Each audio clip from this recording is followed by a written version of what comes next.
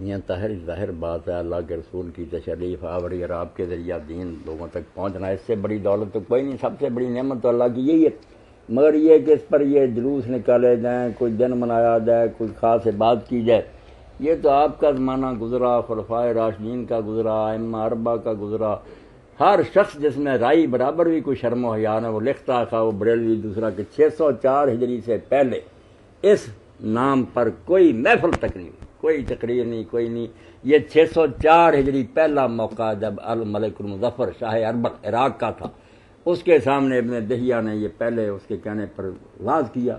وہاں خلعت تقسیم ہوئے، مٹھائیاں اور مرغ اور دوسرے لوگوں نے کھایا پیا، پھر وہ رواج چل پڑا، آگے سے آگے جلوسوں تک نوبت پہنچ گئی۔ 604 سے پہلے کوئی شخص حوالہ نہیں دے۔ اب یہ جعلی بنانے لگے ہیں کہ فلاں وقت فلاں منا رہا، کچھ نہیں، آپ انوار ساتیہ ہی پڑھ لیں، جو جی چاہے پڑھ